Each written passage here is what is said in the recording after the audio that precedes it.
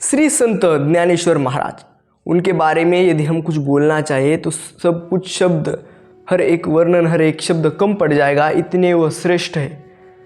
आज की इस वीडियो में हम आपको उनकी एक बात बताने वाले हैं। यदि वह बात आपने अपने जीवन में विद्यमान कर ली, आपने अपने लाइफ में इम्प्लीमेंट कर ली, तो अवश्य आपका जीवन बदल सकता है। आपका जीवन एकदम न्यूनतम, नीचतम गति से एकदम श्रेष्ठतम तथा उच्चतम गति को प्राप्त होगा। श्री ज्ञानेश्वर महाराज को ज्ञान का सागर भी कहा जाता है। श्री ज्ञानेश्वर महाराज इतने श्रेष्ठ थे, इतने स्थिर वृत्ति वाले थे, इतने स्थिर मन वाले थे तथा इतने जितेंद्रिय थे कि उनके जैसा संत महाराष्ट्र में अन्य कोई भी नहीं है। तथा भारत में भी जो सबसे उच्चतम संत हम कहते हैं उनमें भी संत श्री ज्ञानेश्वर महाराज का नाम आता है। उनकी कौन सी वह एक बात है, वह हम आपको दो घटनाओं के माध्यम से बताएंगे।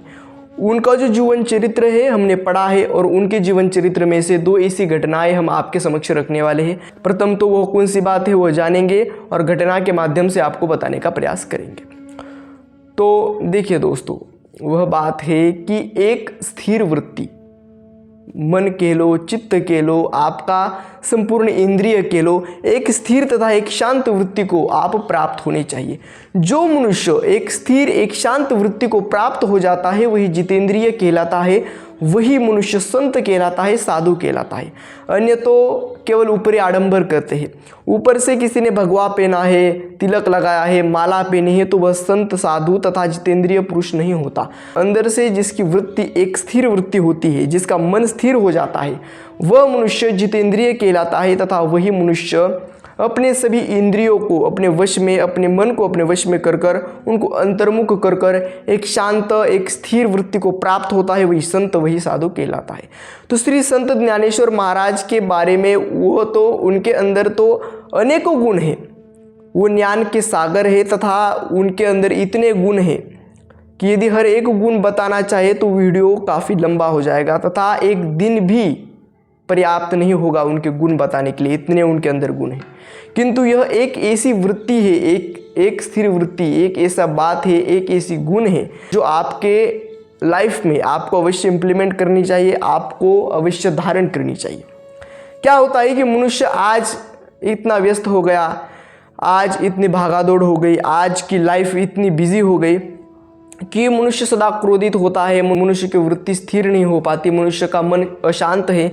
इस कारण उसको काफ़ी डिसएडवांटेजेस यानी काफ़ी दुष्परिणाम उसको देखने के लिए मिलते हैं। वह ना तो अपने कार्य में अच्छे प्रकार से लक्ष्य केंद्रित कर पाता है, ना तो कोई नवीन कार्य कर पाता है तथा ना वह मनुष्य आनंदित रह पाता है, ना शांत रह पाता है, ना समाधानी रह पाता है। सदा वह अन्य लोगों को कष्ट देता है, अन्य लोगों पर चिड़चिड़ करता है, अन्य लोगों को डांटता है, बहस करता है अन्य लोगों से, क्योंकि उसकी वृत्ति स्थिर नहीं है, शांत नहीं है। अब जिसकी वृत्ति स्थिर होगी यानी जिसका मन शांत होगा, जो एक जगह अपने लक्ष्य को, अपने मन को केंद्रित कर पाएगा, जो अपनी एक वृत्ति को, अपने संपूर्ण इंद्रियों को, अपने मन को, एक वृत्ति को शांत करता है, स्थिर करता है, वह मनुष्य इन सभी जो आपको हमने अभी दुष्परिणाम बताए हैं उन सभी दुष्परिणामों से बच पाता है और वह अच्छे जीवन को व्यापन करता है, अच्छे जीवन को व्यतीत करता है तथा एक अच्छे, उच्चतम, श्रेष्ठतम जीवन को प्राप्त कर लेता है। और उसके जीवन में एक आनंद की, एक शांतता की, एक अलग ही प्रकार की लहर दौड़ती रहेगी। सदा वह शांत, स्थिर, आनंदित रहेगा और वह मनुष्य अपने जीवन को बदलते हुए देखेगा जिसमें यह एक बात यानी स्थिर वृत्ति आ जाएगी। कौन सी है वो बात? तो एक स्थिर वृत्ति। तो देखिए, एक स्थिर वृत्ति आप में आनी चाहिए। अब श्री संत ज्ञानेश्वर महाराज के जीवन चरित्र की वो दो घटनाएं हम आपको बता देते हैं। जब श्री संत ज्ञानेश्वर महाराज एकदम अल्प आयु के थे यानी एकदम कम आयु के थे, जब वह 8 वर्ष के थे, उनके बड़े बंधु यानी निवृत्ति महाराज जब 10 वर्ष के थे, उनके छोटे बंधु सोपान जब 6 वर्ष के थे और उनकी छोटी सी बहन, एकदम छोटी बहन, जब 4 वर्ष की थी। यानी उनमें 2-2 वर्ष का डिफरेंस है हर एक में। सबसे बड़े हैं निवृत्ति महाराज, उनसे छोटे हैं श्री ज्ञानेश्वर महाराज, उनसे छोटे हैं सोपान महाराज तथा सबसे छोटी है मुक्ताबाई। तो ये जो 4 भाई और बहन थे उनमें से जो ज्ञानेश्वर महाराज थे वो और उनके साथ सभी बंधु एक स्थिर वृत्ति के थे। जब वो छोटे थे, जब ज्ञानेश्वर महाराज 8 वर्ष के थे, तब उनके जो माता पिता थे उन्होंने देह त्याग कर दिया। उन्होंने एक नदी के पात्र में छलांगे लगाकर नदी के पात्र में अपने देह को त्याग कर दिया। नदी में उन्होंने छलांग लगा दी और नदी में ही डूब कर वो मर गए। उन्होंने नदी में ही अपना देह को त्याग कर दिया। कारण क्या था? जिस गांव में वो रहते थे उस गांव के ब्राह्मण उनको सदा कष्ट देते थे, सदा उनकी अवहेलना करते थे। तो हुआ क्या था कि जो संत ज्ञानेश्वर महाराज के पिता थे, उनका नाम था विट्ठल पंत, उन्होंने क्या किया था कि शादी करने के बाद संन्यास ले लिया था और वह काशी को चले गए थे। लेकिन काशी को जब वो चले गए तो काशी को जाके उन्होंने जो उनके गुरु की, उन्हीं गुरु ने उनको कहा कि आप जाकर पुनः गृहस्थ जीवन में जाइए। तो फिर वह क्या किए कि संन्यास जो उन्होंने लिया था घर गृहस्थी से, वो संन्यास का वो त्याग कर देते हैं, पुनः घर गृहस्थी में आ जाते हैं। 3 पुत्र और 1 कन्या होती है फिर जाकर, जब वो फिर गृहस्थ में आते हैं। तो इस कारण गांव के जो ब्राह्मण थे वो उन पर तिरस्कार दिखा देते हैं, उनको सदा कष्ट देते हैं, उनकी सदा अवहेलना करते हैं, उनकी सदा निंदा करते हैं तथा उनका सदा अपमान करते हैं। एक संस्कार होता है ब्राह्मणों में, मुंज नाम का संस्कार। वो मुंज नाम का संस्कार करना था। वो दर दर भटकते हैं, हर एक ब्राह्मण के घर में जाते हैं, मुंज का संस्कार उनको करना है, किंतु कोई भी ब्राह्मण उनको स्वीकार नहीं करता। उनको कहता है कि तुमने संन्यास ग्रहण कर फिर गृहस्थी की है, इस कारण हम आपको यह स्वीकार नहीं करेंगे, यह आचरण शास्त्र विरुद्ध आचरण है। ऐसा कहकर उनका तिरस्कार कर दिया था और इसी कारण उन्होंने देह त्याग किया था। तो श्री संत ज्ञानेश्वर महाराज के जब वो 8 वर्ष के थे तभी माता पिता उनके जीवन से चले गए। और माता पिता का इतना बड़ा दुख होता है, यदि किसी के माता पिता गुजर जाए तो उसके जीवन में इतना दुख होता है कि वह शब्दों से बयां किया नहीं जा सकता, शब्दों से उनका वर्णन नहीं किया जा सकता। फिर भी वह स्थित प्रज्ञ वृत्ति को प्राप्त थे, फिर भी वह स्थिर वृत्ति को प्राप्त थे। उनके आंखों से एक अश्रु भी नहीं आया, एक आंसू भी उनके नेत्रों से नहीं आया और उन्होंने स्थिर वृत्ति को प्राप्त कर दिया था। बचपन से ही, एकदम अल्प आयु से ही उन्होंने स्थिर वृत्ति को प्राप्त कर लिया था।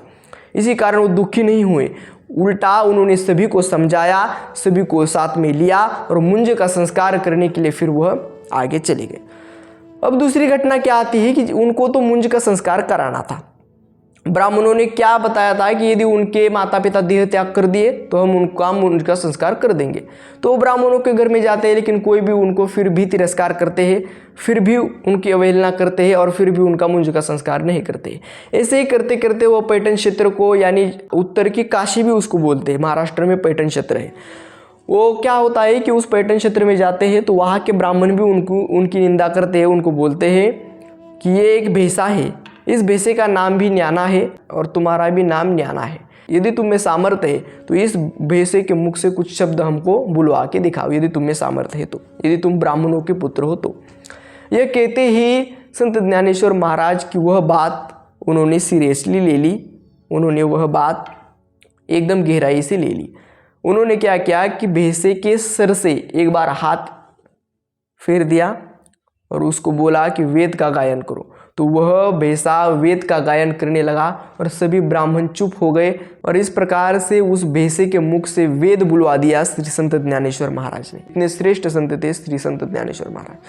सभी समाज उनकी अवहेलना करता था, निंदा करता था, उनका तिरस्कार करता था, फिर भी उन्होंने इसी समाज के लिए जीवन यापन किया। इसी समाज को ज्ञानेश्वरी नामक एक ग्रंथ प्रदान किया, जो गीता है उस गीता को मराठी में ट्रांसलेट कर उन्होंने इस समाज को एक योग्य मार्गदर्शन दिया। और इस प्रकार से श्री संत ज्ञानेश्वर एक स्थिर वृत्ति को प्राप्त हुए संत थे। वो जितेंद्रिय थे और ज्ञान का सागर भी उनको कहा जाता है, इतने श्रेष्ठ श्री संत ज्ञानेश्वर महाराज जी थे। तो इन सभी घटनाओं से आपको एक ही पता चलता है कि एक स्थिर वृत्ति होनी चाहिए। जब तक आप में एक स्थिर वृत्ति नहीं होगी, जब तक आप में एक स्थिर वृत्ति नहीं होगी, तब तक आप जीवन में कुछ भी अच्छा प्राप्त नहीं कर पाएंगे। एक स्थिर वृत्ति रखिए, मन को, अपने इंद्रियों को अंतर्मुख करिए, ध्यान के द्वारा, नाम जप के द्वारा, हरि कीर्तन के द्वारा, तभी आप जीवन में उच्चतम श्रेष्ठतम ऊंचाइयों को प्राप्त करेंगे और जीवन में जो भी प्राप्त करना चाहिए वो प्राप्त कर सकेंगे, क्योंकि यह बेस है, यह एक नींव है। हरि कीर्तन, नाम जप, ध्यान एक नींव है, एक बेस है। फिर उसके ऊपर आप कितनी भी बड़ी इमारत खड़ी करो वह कभी भी गिरेगी नहीं, एकदम मजबूती से खड़ी रहेगी। ये सभी बात जाने समझे और एक स्थिर वृत्ति को अपने जीवन में अवश्य अवलंबित करें, अपने जीवन में अवश्य धारण करें। आज की वीडियो में बस इतना ही, मिलते हैं अगले वीडियो में इस एक नए टॉपिक के साथ। तब तक के लिए धन्यवाद।